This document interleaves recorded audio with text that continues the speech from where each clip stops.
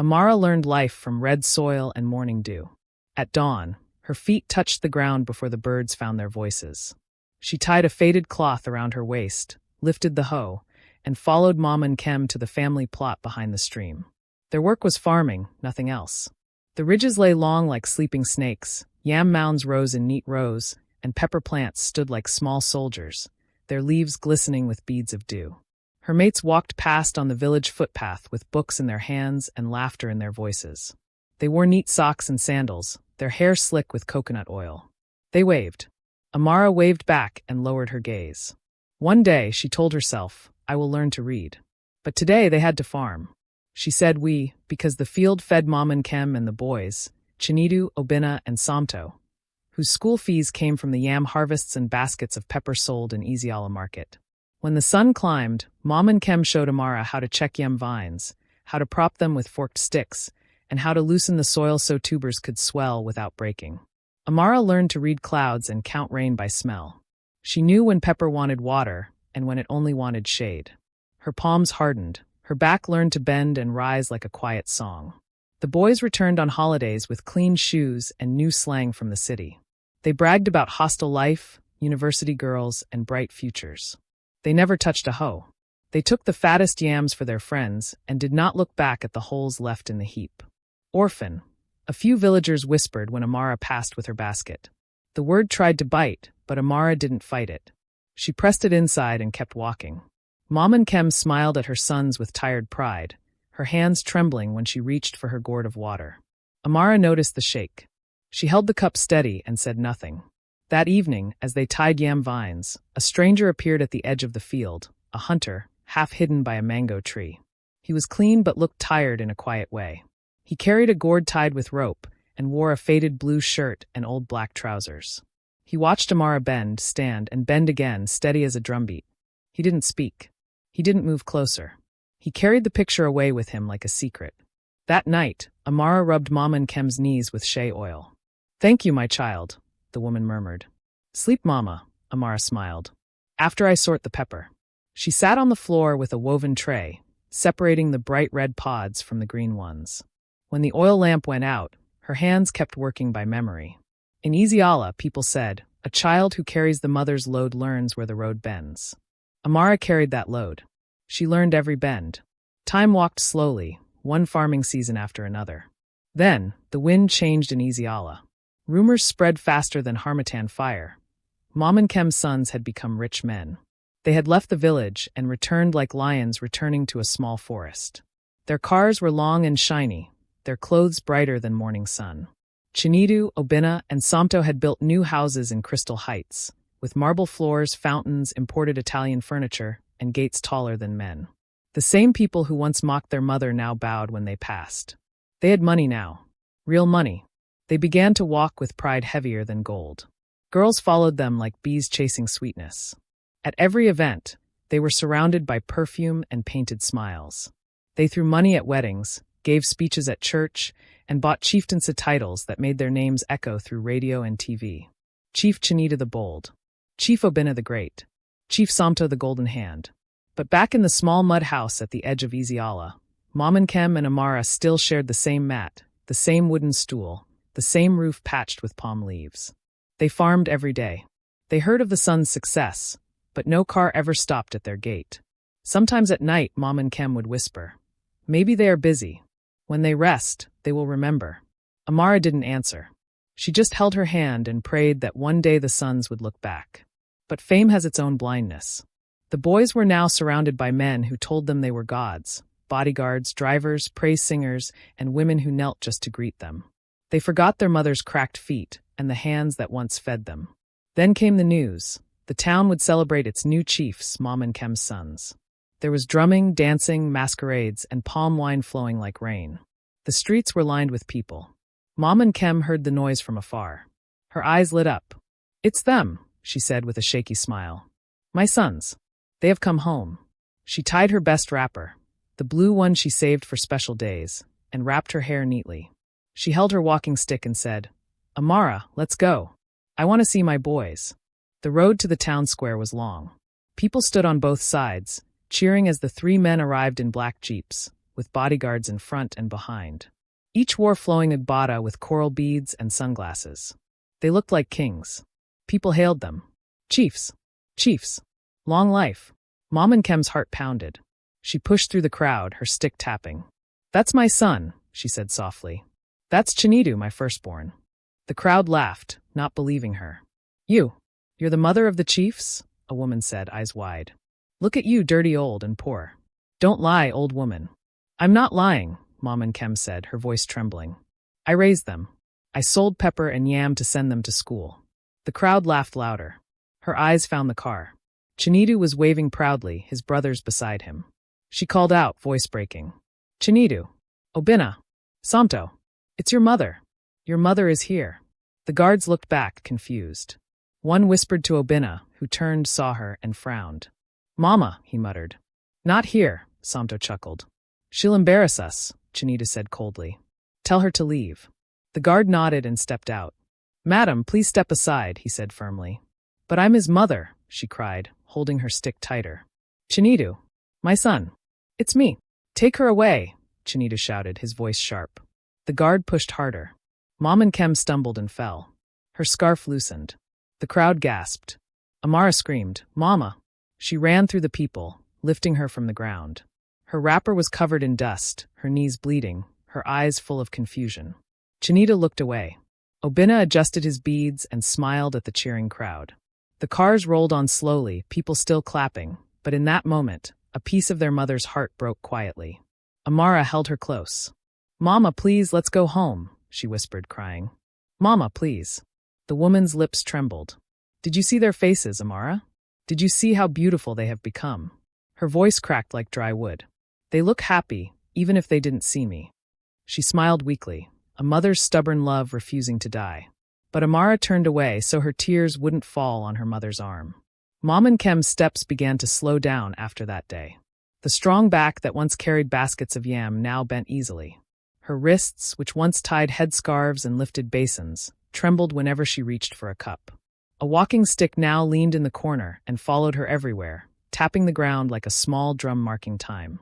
One evening, Amara saw them again, the three brothers, standing outside a glass-walled restaurant in Crystal Heights, surrounded by bright lights and loud laughter.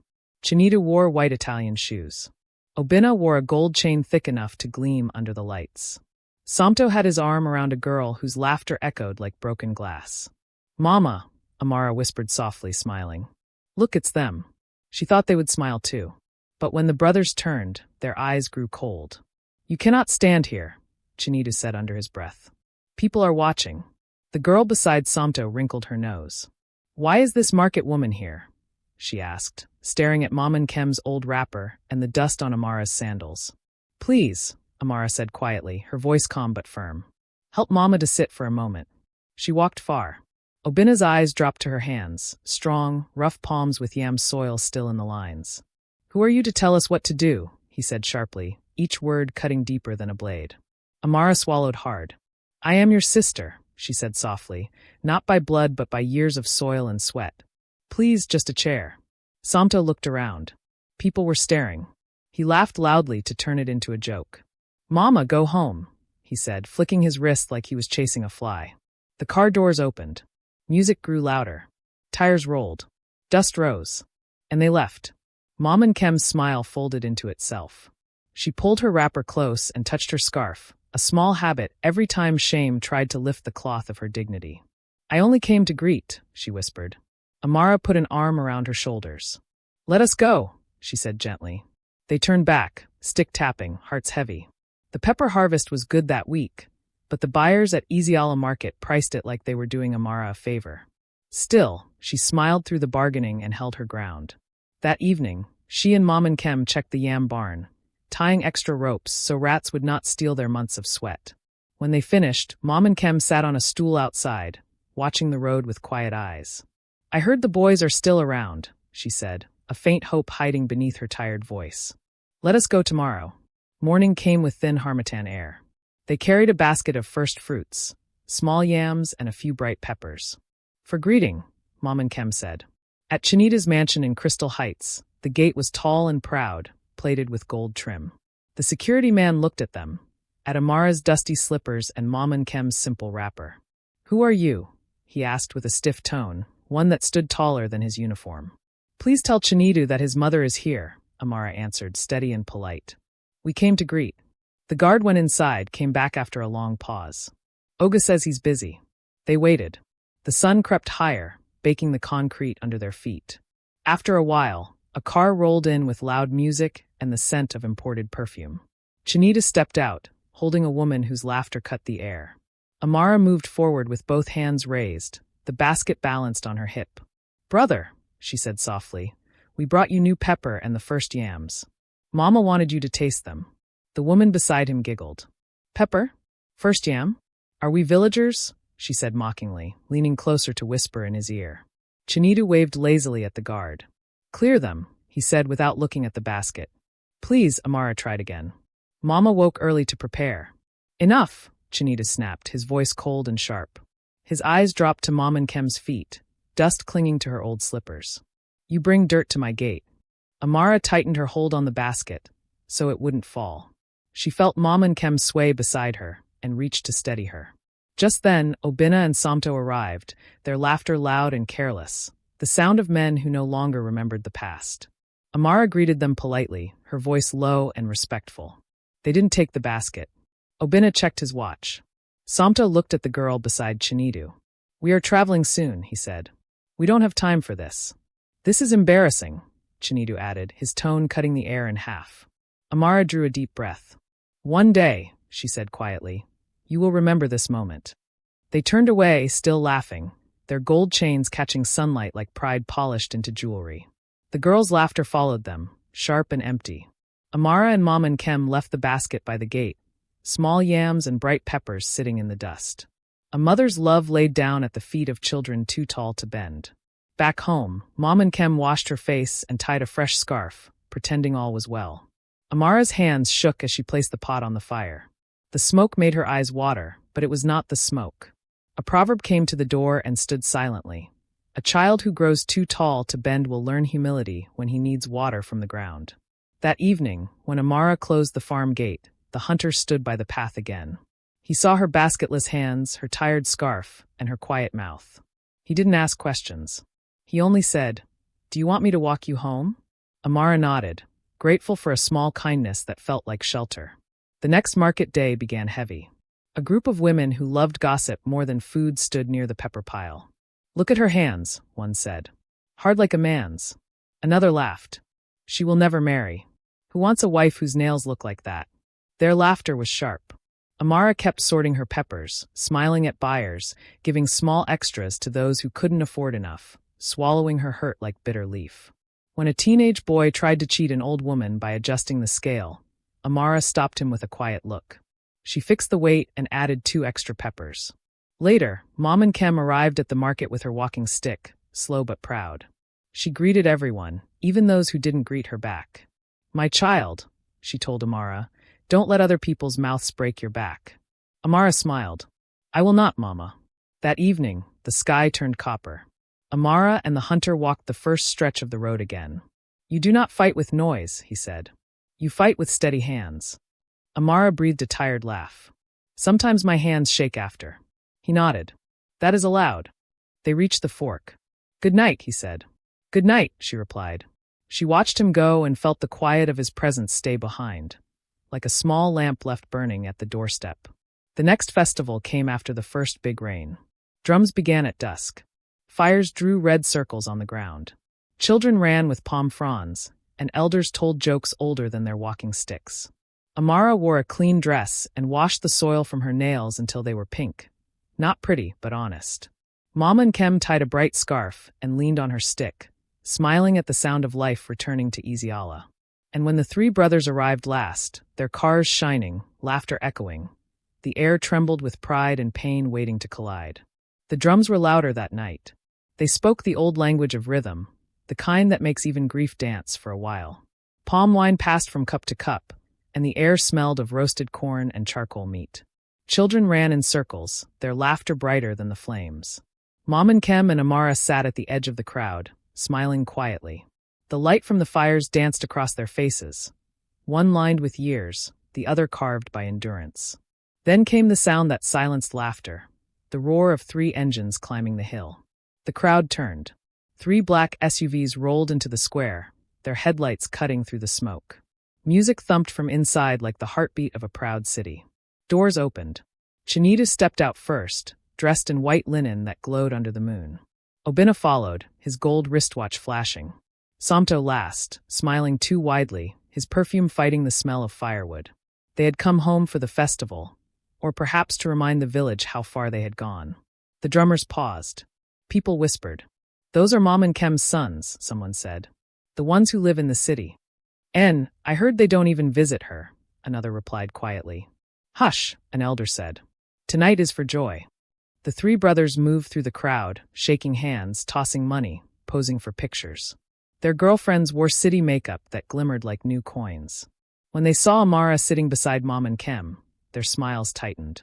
Chinidu was the first to speak. "What are you doing here?" he asked. Amara looked up, her voice calm. "It's the festival.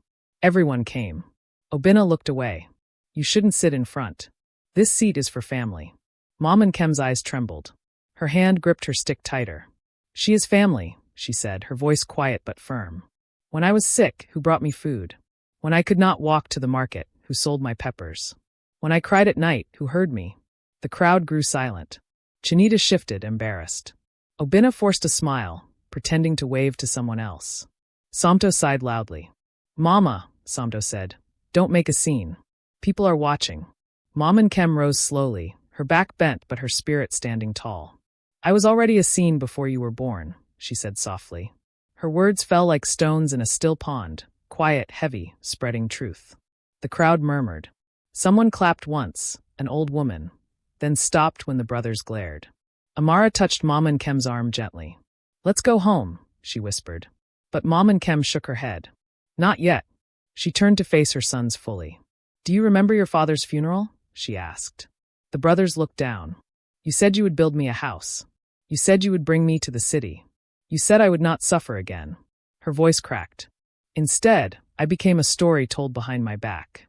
Obina tried to speak, but the words tangled in his throat. "Mama, we send you money," Chinita said defensively. She nodded. "You send money, but not yourselves." The silence that followed was heavier than any drumbeat. Then, without warning, Mom and Kem swayed. The stick slipped from her hand. "Mama!" Amara shouted, catching her before she hit the ground. People rushed forward. The brothers froze. The hunter from the edge of the crowd pushed through quickly, his calm face now filled with concern. He lifted Mom and Kem's shoulders gently and fanned her face with his hand. "Bring water," Amara cried. Someone ran to fetch a bowl. The hunter took off his scarf and soaked it, pressing it lightly against her forehead. Her eyes fluttered open. She smiled faintly. "I am fine," she whispered. "Just tired." But her hand reached for Amara's, not her son's. The crowd watched. Even the drums went silent again. That moment burned itself into the brothers' eyes. Their mother's weak body held not by wealth or blood, but by love. Later that night, after everyone went home, the brothers sat outside their guest house. None of them spoke for a long time. The moonlight stretched their shadows across the ground like unspoken guilt. Samto was the first to break the silence. "She could have died," he said quietly. Obina sighed, rubbing his temples. "We didn't mean to." Chinita cut him off. "Enough. Don't start." But his own voice cracked. They sat there, 3 men dressed in luxury, listening to the quiet night carry the sound of one woman's cough from far away. Meanwhile, Amara stayed awake beside Mom and Kem's mat, fanning her slowly. The oil lamp flickered, painting the walls with warm, trembling light. "Mama," Amara said softly, "you must rest. Tomorrow will be better." Mom and Kem smiled faintly. "If tomorrow doesn't come, you will still keep the house warm." Amara's throat tightened. She nodded. "Always." Outside, a gentle wind rose, carrying dry leaves down the road toward the brothers' guest house, whispering truths that pride refused to hear.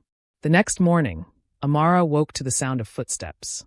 She stepped outside and saw Chinidu standing by the old mango tree, looking lost. His clothes were clean, but his eyes were tired. "Amara," he said quietly. "Is she awake?" Amara nodded. "She's resting. You can come in."